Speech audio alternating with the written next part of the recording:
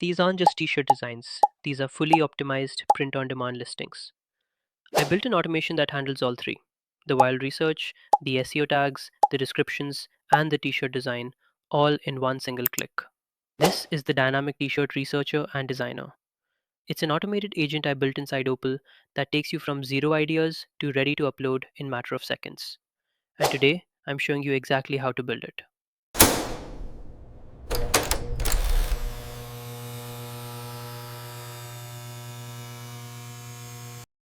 Welcome back to Pixology. If you're building a print-on-demand business, you know that a pretty design is useless if nobody's searching for it. The problem is, most people separate the process. They spend most of the time searching for an idea, then designing it, then writing descriptions and tags for their product. That is the old way. My new automation combines all three. It searches for the niche demand first, writes the SEO tag second, and generates the design last. It ensures you're only creating products that people are actually looking for. Now, before I show you how to build this, a quick word on the tool I'm using. This is Opal. If you're used to ChatGPT, you're used to a single chat box. You talk, it answers. That's great for chatting, but not so great for building complex workflows. Opal is different. It's a visual AI builder. Think of it like digital Lego. Instead of one chatbot, I can drag and drop different brains, like Gemini for strategy, Google search for data, and image generators for art, and wire them together. This lets us build a chain reaction where the output of one step automatically becomes the input for the next. So let's look at the workflow I built for this t-shirt generator. 1. The controls. These are the only two things in which I have to type something. They separate the niche from the art style. This allows me to keep the same niche, like gardening, but swap the art style from pixel art to watercolor instantly without breaking the system. 2. The validator. Below that is the validator. Before we generate anything, this node searches the internet to check the niche. Its job is to find the current trends of that topic, identifying slang or community inside jokes, so we aren't designing based on outdated info. 3. The boss.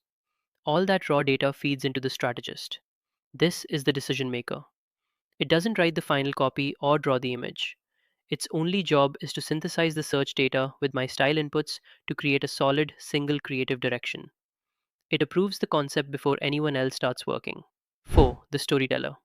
Once the concept is approved, it moves to the explainer. This node handles the verbal side of the brand. It builds the product story and the sales angle, ensuring we know why this design matters before we even see it. 5. The artist. Next is the designer. This is purely the execution engine. It takes the creative direction from the strategist and renders the actual pixels. 6. The assembler. Finally, all these streams converge in the web layout. This node acts as the assembler.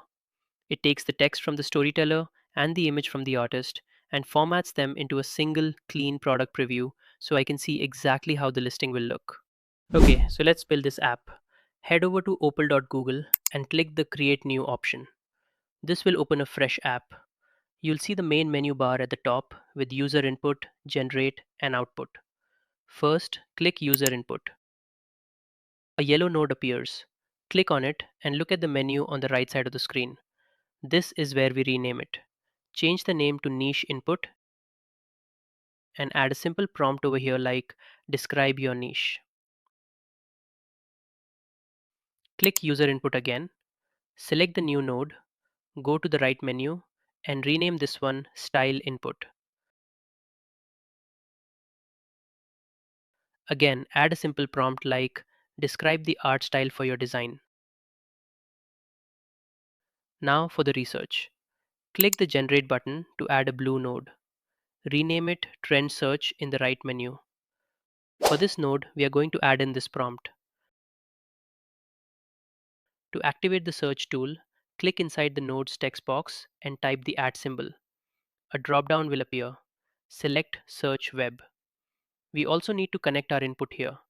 In the same text box, search for @ symbol again and select Niche Input and Style Input from the list at the required locations. Now the AI knows exactly what to search for. For the system prompt I used here, check the link in the description. I have listed the prompts for every single node there. Next, click Generate again to add a central node. Rename this the strategist. We need to feed it everything. Click inside the text box and type at to select niche input. Type at again for style input and at one more time to select trend search. This node now has all the context it needs. Let's build the execution layer. Add a new generate node and rename it the explainer. Paste the explainer prompt from the description. Inside the box, type at and connect niche input and style input. Add another generate node and rename it the designer. Paste the designer prompt from the description. Connect the strategist using the at symbol again. Finally, click the output button to get a green node. Rename it web layout. Paste the web layout prompt from the description. Type at to connect the strategist, the designer, and the explainer node. And that's the build. You've linked all the logic together. At final step, we need to tweak settings for each generation and output node.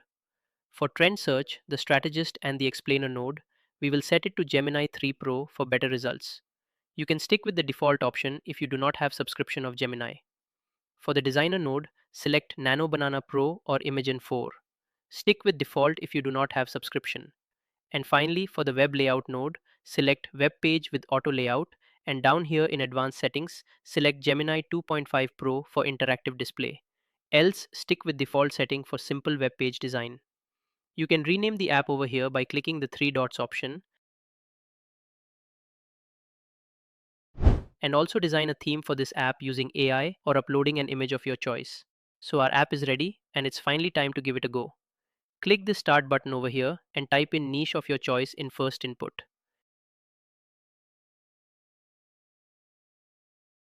In next node, describe your art style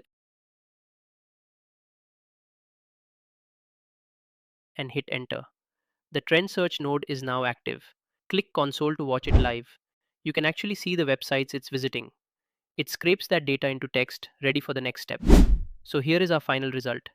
Click on this app option now here so we can see our web page on full screen. You can see it has generated a design related to our niche in a web page layout, which was software debugging and in pixel art style. Right click on the design and select Save As to save it. You can also save the HTML by clicking on this download file option down here. The web layout, in my opinion, turned out to be too good.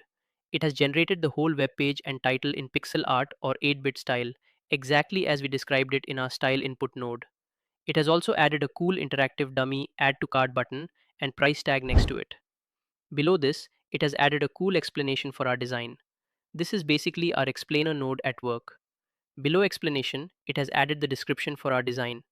We can simply copy this description along with the explanation and add it on print on demand sites like Etsy, Redbubble, etc.